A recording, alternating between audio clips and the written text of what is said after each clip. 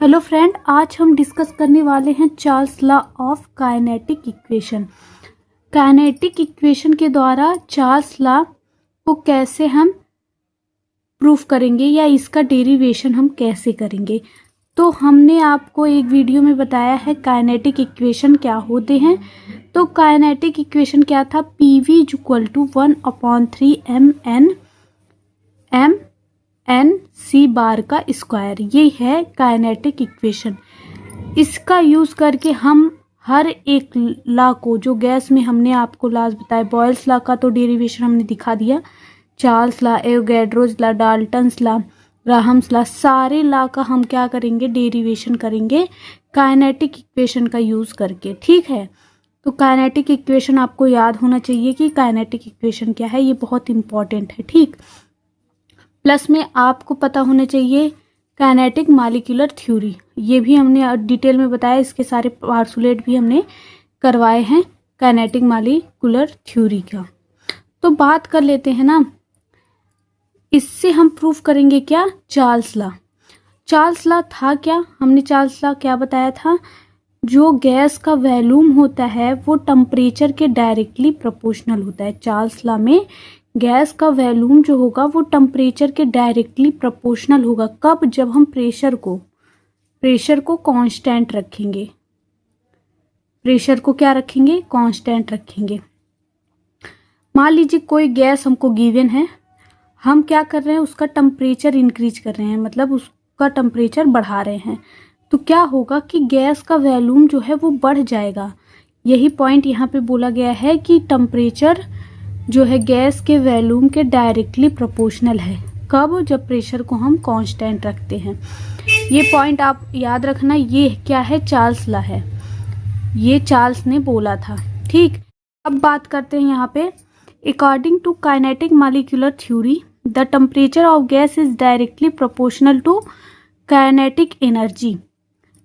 जो kinetic molecular theory हमने कराया था उसमें एक पार्सुलेट ये था कि अगर हम गैस का क्या कर रहे हैं, टेम्परेचर इंक्रीज कर रहे हैं, तो उसका काइनेटिक एनर्जी भी क्या हो रहा है, इंक्रीज हो रहा है।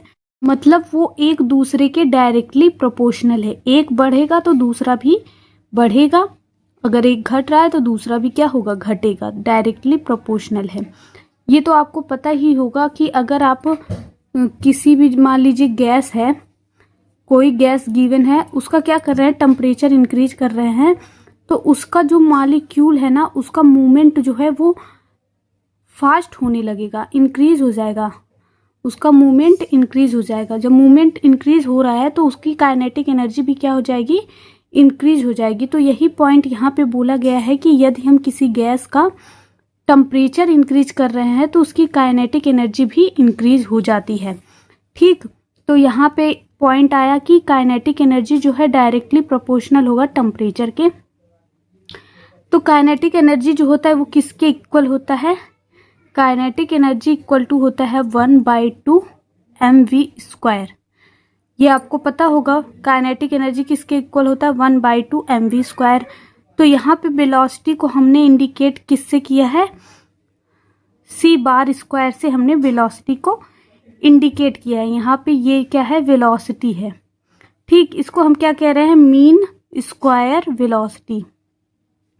ये बार जो है इसको हम मीन कहते हैं, स्क्वायर जो लगा है उसको स्क्वायर बोल दे रहे हैं, और c जो है वो वेलोसिटी को रिप्रेजेंट कर रहा है, इसीलिए इसको मीन स्क्वायर वेलोसिटी कह दे रहे हैं। तो यहाँ v² की जगह पे हम लिखेंगे c² का स्क्वायर। ये पॉइंट आपको समझ में आ गया।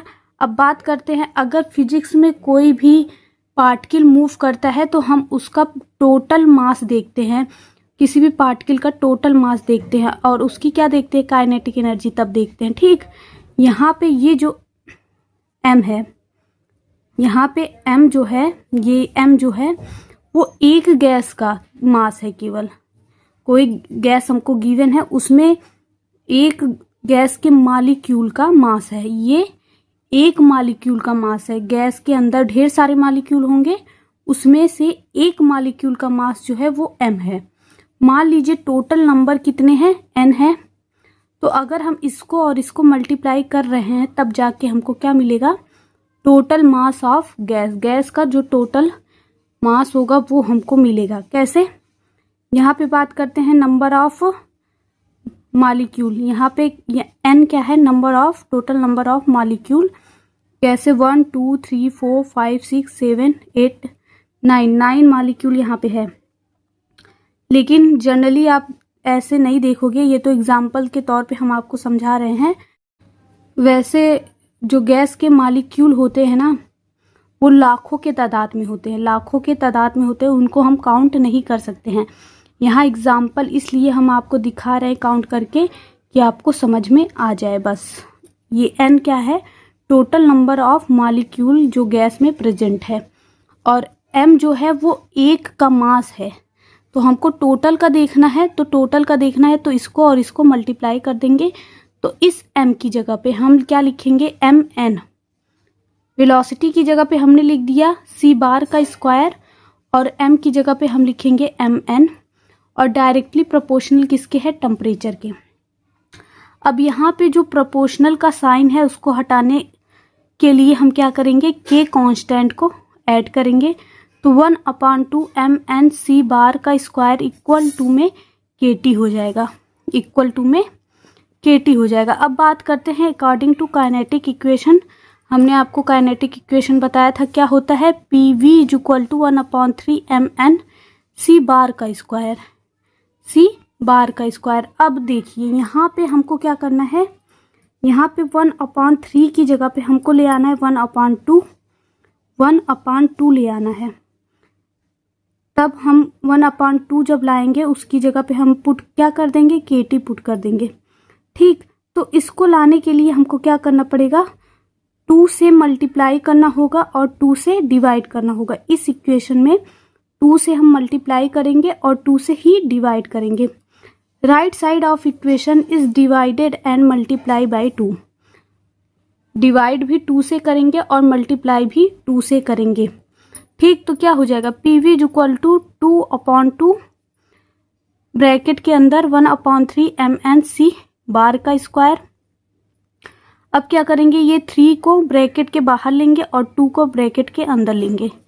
ठीक, तो ये हो जाएगा PV equal to 2/3 1/2 mn c bar का स्क्वायर। अब ये किसके इक्वल हो गया? इस वाले इक्वेशन में देखिए 1/2 mn c बार का स्क्वायर है, और इसके इक्वल टू में क्या है? kT है। तो यहाँ पे हम क्या पुट करेंगे? यहाँ पे kT पुट कर देंगे। यहाँ पे kT पुट कर दिए। PV equal to 2/3 kT। अब देखते हैं यहाँ पे क्या क्या कांस्टेंट है। पहली बात तो जो नंबर होते, जितने भी नंबर होंगे वो कांस्टेंट होते हैं। 1 2 3 4 एंड सो ऑन, सारे के सारे क्या होते हैं? कांस्टेंट होते हैं। तो 2 और 3 तो कांस्टेंट है। के यहाँ पे आपको पता ही कांस्टेंट है, हमने आपको ऊपर ही बताया था। प्रोपोर्शनल का साइन हटाने के लिए हमने यहाँ पे कांस्टेंट लगाया था। ठीक, तो के तो कांस्टेंट है। बात करते हैं यहाँ पे पी का। तो हमने आपको बताया चार्ल्स लॉ जब बता रहे थे तभी बोले हम कि V डायरेक्टली प्रोपोर्शनल T के कब होगा? जब प्रेशर जो है वो कांस्टेंट रहेगा। प्रेशर जो रहेगा वो कांस्टेंट रहेगा, तभी V जो है वो डायरेक्टली प्रोपोर्शनल T के होगा। ठीक, ये पॉइंट आपको ध्यान में रखना है।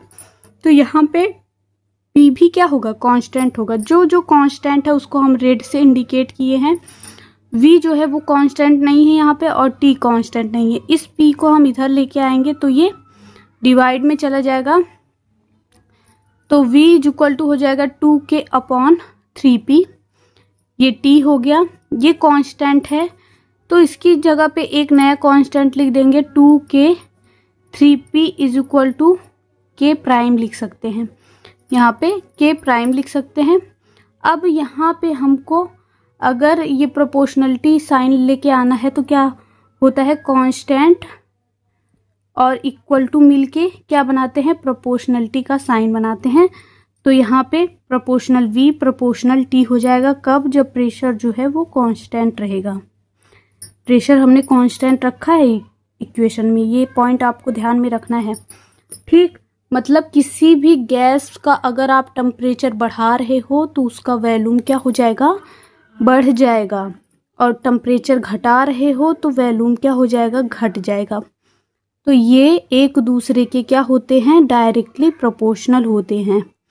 ठीक, आई होप ये चार्ल्स लॉ आपको समझ में आया होगा कि इसका डेरिवेशन हम काइनेटिक इक्वेशन के द्वारा कैसे करेंगे। वीडियो अच्छी लगी हो तो लाइक करिए, चैनल पर नए हैं तो चैनल को सब्सक्राइब कर लीजिए। Thank you for watching this video. अगर आप स्क्रीनशॉट लेना चाहते हैं तो ले सकते हैं।